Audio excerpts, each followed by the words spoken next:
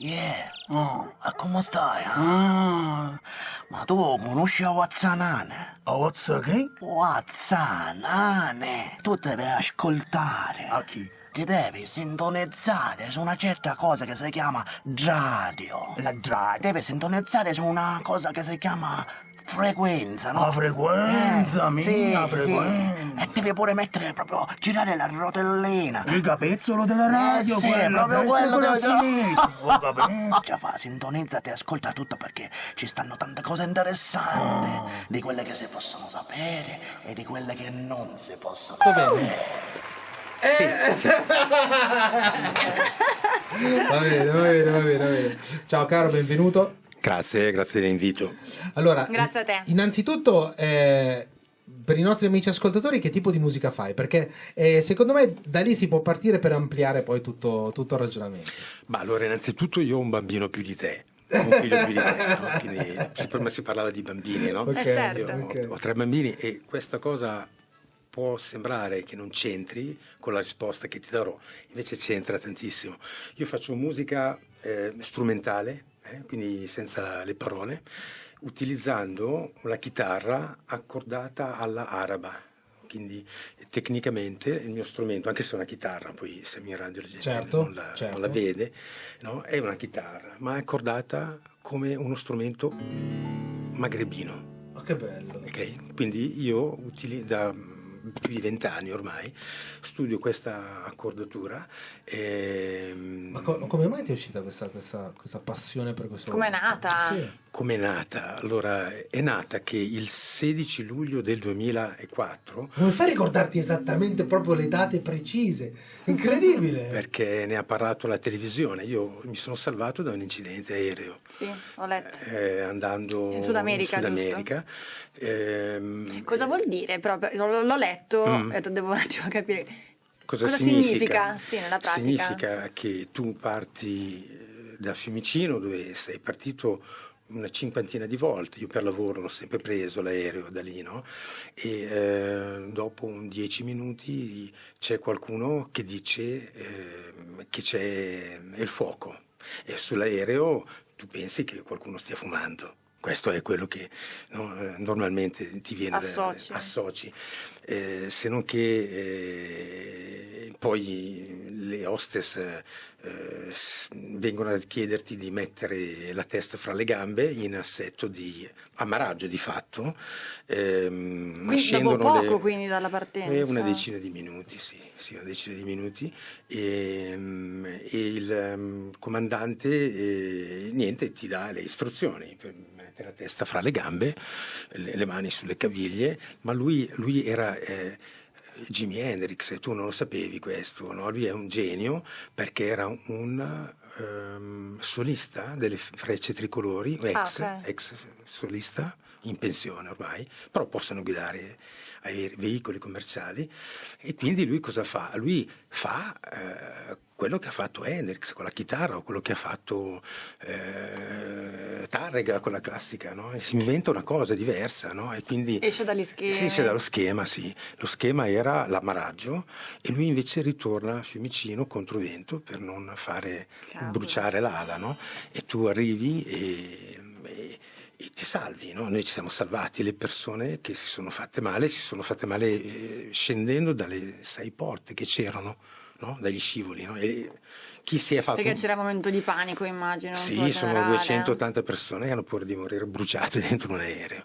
E quindi quando tu ritorni poi a terra, no? Per te, diciamo sulla terraferma, dici vabbè, ma non si potrà incendiare un altro aereo, e quindi il giorno dopo lo prendi, no? Cavolo, però, grande, complimenti. Ma complimenti al capitano. Beh, anche a te che hai detto affronto subito la paura. Beh, tu lì dopo vedi attraverso i muri, tu non osservi più le cose normalmente.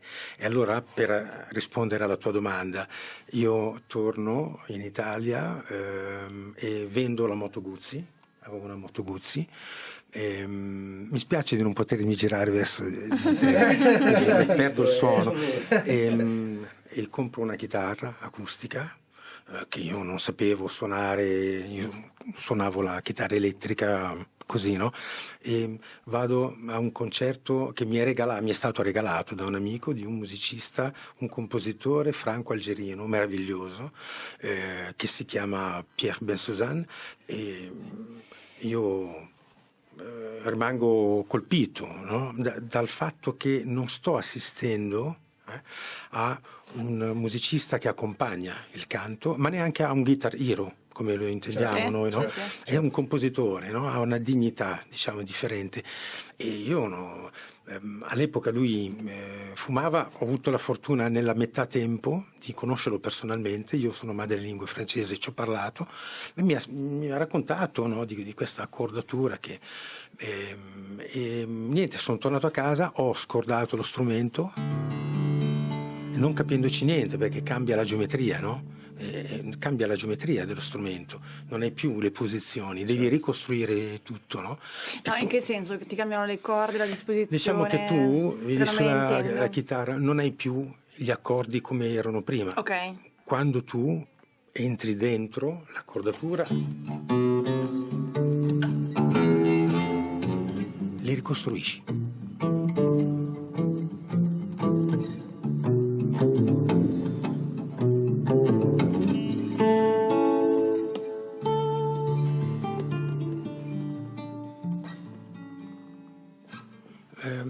Puoi fare tutto, ma è tutto diverso come approccio, certo. perché non guardi più la geometria, hai dei bias che cambiano, no? Hai proprio una prospettiva differente, no, sulla cosa.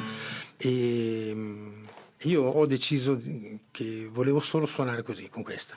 Allora ho cancellato la prima parte della mia vita musicale, non mi interessava, io volevo proprio fare come lui.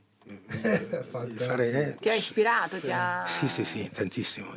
E tu lì entri in un viaggio meraviglioso che continua ancora oggi, no? E ti lascia un po' fuori da quello che avviene nella contemporaneità. È una forma di autismo artistico. Io se non lo fermo potrebbe andare avanti a fare un monologo. Lui ha questa capacità Cioè, incredibile. Bellissimo, che ti sì, crea resti l'ascolto, Sì, perché davvero. c'è bisogno di silenzio per poterlo ascoltare. Sì, Quindi sì.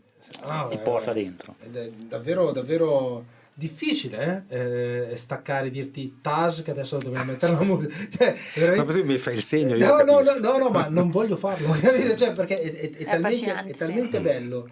È coinvolgente. Sentirti raccontare. Magnetico, sentirti comunque, descrivere un po' qual è il percorso, le motivazioni, anche perché poi tutto quello che tu hai espresso porta una sorta di riflessione personale a chi ti sta ascoltando, no? Perché tu quando dici di quello che ti è successo, per dire, nell'aereo e come ti ha svoltato un po' nell'aspetto della vita, giustamente tu dici cavoli, sono sceso, ho rischiato, ho ripreso subito un aereo, che è un po' quello che si fa, per tornare al discorso di prima, con i bambini quando cadono sulla bicicletta, non è che dici cavoli non salisci, no, via, sali subito, proprio per evitare questo tipo di percorso. Solo trauma. Esatto, è solo che magari con i piccolini tu lo fai per una questione di, anzi non comprendono subito, no, quello che sta accadendo. Non hanno la capacità un uomo di capire. adulto invece Lo ha la sceglie. coscienza di quello che è una scelta. accaduto e di quello che potrebbe riaccadere o anche no. Comunque quello dell'amaraggio è una delle mie paure più grandi. Mamma mia. Cioè, Non davvero. devo Io pensarci. penso che se fossi in alto così si chiama una merda. Io penso che raga, bravo, ciao, vi saluto, cioè, vi scrivo, ci vedevo, perché io penso che creperei di infarto prima. Cioè, davvero, senza che proprio... Sì, non scappi neanche. Ma ne scappo, cioè, voglio dire, è veramente una delle cose più incredibili. Poi c'è da dire un'altra roba. Ci sono delle situazioni in cui magari tu tiri fuori una forza o una capacità che non sai di avere, no? Capito? Perché comunque noi non siamo solamente un colore, siamo tanti colori.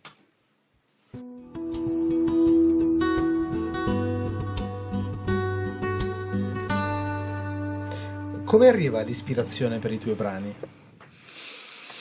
Ma sai, lì dipende, non c'è una regola fissa, no? Come ci sono delle volte, ma permetto che io sto parlando della musica strumentale, Certo, quindi certo. Sì. a me è capitato spesso di essere ispirato al viaggio. Io viaggio molto, io ve l'ho detto, ho 3 bambini, li faccio viaggiare molto. Per passione, quindi? Sì, io sono un viaggiatore, infatti io non sono Ma viaggiatore da macchina, appunto, prendi parti o... Viaggiare, non è importante dove, neanche come. Cioè, potresti andare anche al parco di Monza, è già un viaggio, dipende dall'approccio, no?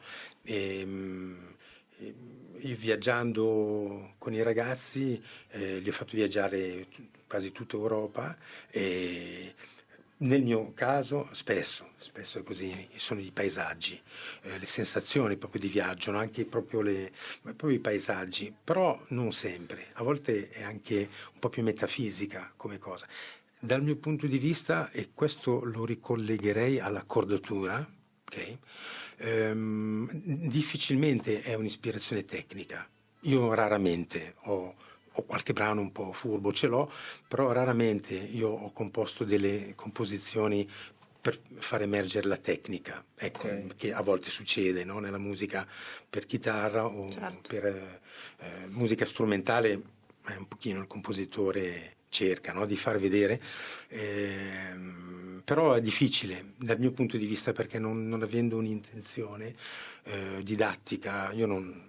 Quindi nel tuo caso l'intenzione qual è o come nasce? Mi sento un fotografo, di fotografare con le note, ti direi proprio istintivamente. Poi a volte può essere anche un curarsi, farsi una coccola, a volte può essere anche quello. Ma visto che comunque mi dicevi che uno degli aspetti fondamentali per arrivare poi alla creazione di una composizione è quello un po' del viaggio, no? Della fotografia che tu fai a quel viaggio, a quella sensazione, a quell'emozione. Qual è quel posto che ti ha colpito di più, dove magari la scintilla è stata più forte rispetto ad altre zone? Allora, detto che la migliore composizione è quella che canti senza lo strumento, secondo me, quindi quando tu sei in un contesto di paesaggio anche cromatico, ma tu la canti, poi la ricostruisci poi, no? Ci sono 2 posti che mi hanno lasciato proprio scioccato. La prima è la Dune du Pilat, che è la duna di sabbia più alta, più grande che c'è in Europa, si trova in Francia, dalle terre del Bordeaux, dovete immaginare 3 chilometri di lunghezza, per un'altezza credo di 150-200 metri, quindi una cattedrale di sabbia, dove è un tipo di bellezza così forte che non riesce a collocare, un po' come io sono stato, per esempio, ho visto il Grand Canyon, tu te lo aspetti un pochino, sono stato in Islanda, un pochino te l'aspetti, la Dune du Pilat non capisci, sei nel deserto del Sahara. Tutto il resto l'avevo già sentito, questa no. Non lo categorizzi, diciamo.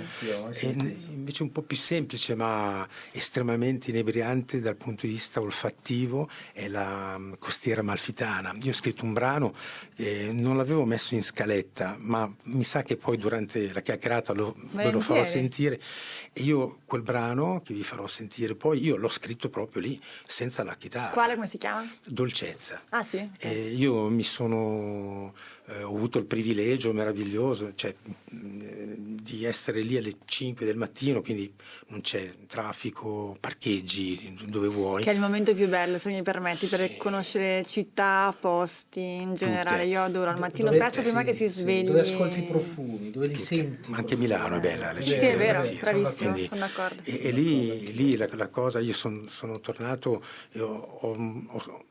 ho cercato di scrivere quello che veramente, no? Un pochino mi canticchiavo, no? Poi il profumo di limoni, queste cose qua, e lì a quel punto ti rendi conto che sei un truffatore quasi, no? Perché non l'hai scritta tu, cioè era lì, cioè, l'hai colta, l'hai presa, l'hai colta, no?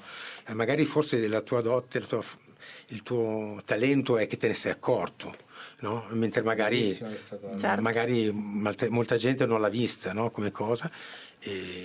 L'hai captata, dai. Sì. È uno dei principi secondo me più importanti e anche forse una delle cose che accade meno oggi, che è proprio quella di accorgersi, no? perché essendo appunto Vero. nell'era dell'informazione dove tutto è a disposizione tramite un Delle click, tante informazioni. quindi non hai più quella caratteristica, non hai più sviluppato, non hai più educato la voglia e la caratteristica di accorgerti di quello che ti circonda, delle cose che ti capitano. E questo io credo che sia fondamentale, perché comunque davvero è un aspetto che ti può fare la differenza. Posso dire un esercizio è anche quello, tipo passare nel comune di residenza e cercare di fare caso a qualche dettaglio, anche solo della tua via, di dove abiti, che non avevi mai captato prima, e sicuramente si trova qualcosa, o della tua città, insomma, in generale. Però è A me normalmente... è capitato, ho trovato 3 proiettili nuovi. Questi non c'erano ieri. Guarda, nel periodo di Covid, Sì? io abito in una zona di colline, no? Dove abiti? In Verigo. Ok, In Verigo. sì, conosco. sì. Dopo facciamo un bip. Io non sono molto social, diciamo, da questo punto di vista. Ho preso l'abitudine di camminare ogni mattina, no? Ogni mattina prima di andare a lavorare cammino un'ora, no? Non quando eravamo obbligati a stare, anche se da noi c'era poca gente prima, c'è poca gente adesso, quindi in realtà potevi anche andare in giro, non c'era comunque nessuno. Io ho preso questa abitudine che è di camminare un'ora mattina, l'ho fatto all'inizio per la pancia, volevo abbassare un po' la panza. Ma anche per la mente. E mi sono accorto che la panza non funziona tanto, no? Perché poi dopo tu dovresti educare anche, dovresti mangiare di meno, no? E quindi la panza non è servita, che invece cresce continuamente, ma per la testa sì, tanto. E in rapporto a quello che dicevi tu prima, è il fatto che noi abbiamo dimenticato che si può perdere il tempo. E noi siamo a una corsa a guadagnarlo il tempo, e invece noi abbiamo dimenticato, poi noi italiani, mamma mia, non possiamo dimenticarci di questa cosa qua, no? Perché è da quella cosa che tu ti accorgi, no? Oggi sei sempre a vedere le notifiche, l'appuntamento, il treno, c'è una corsa unica, no? Quindi tu non lo perdi il tempo. Invece se riesci a dedicare un momento proprio coscientemente, oggi io perdo tempo. E là ti si apre un mondo, secondo me. Ti prendi il tempo. Sì. Sì, esatto. È vero. Te lo gusti. Io credo che sia veramente importante accorgersi. Cosa ascoltiamo? Vorrei farvi vedere, poi nel podcast mettiamo la cosa, ascoltare chiaramente, ma vedere un brano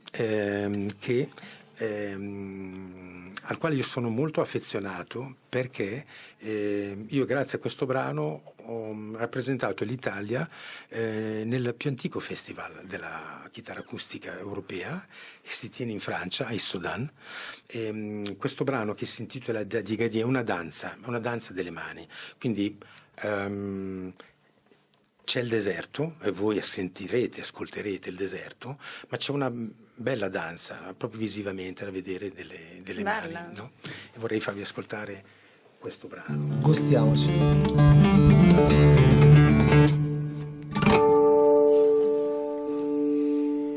Allora, io posso dire che l'immagine più grossa che mi è venuta in mente, poi vabbè, mi piace un casino lavorare per immagini, è, a parte il fatto che se mai un giorno dovessi fare un film, ti vorrei come autore delle colonne sonore. Io sarei orgogliosissimo, perché è il mio sogno nel cassetto. Mi piacerebbe veramente un casino, perché veramente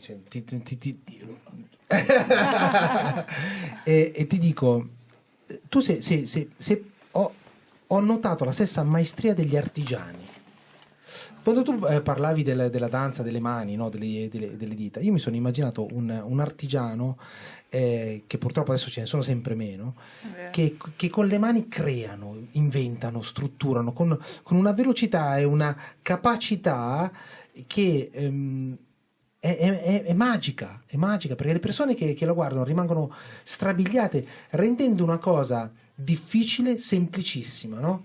E quindi tutti quelli che vedono dicono, cavolo, potrei fare anch'io questa cosa qua, cioè, guarda con che semplicità lo fa, ma in realtà Beh, non no. è per nulla semplice, no? È la definizione di genio, cioè È quello la che riesce sì. a dire con parole semplici è quello che Bravissimo. tu ci impiegheresti una vita a Sì. dire. Se posso E dire, questo è stato bam sì, l'impatto che mi hai dato. rapisce il Grazie. suono, rapisce appunto la musica e rapisce allo stesso tempo comunque l'immagine, sì, la dinamica, perdonami.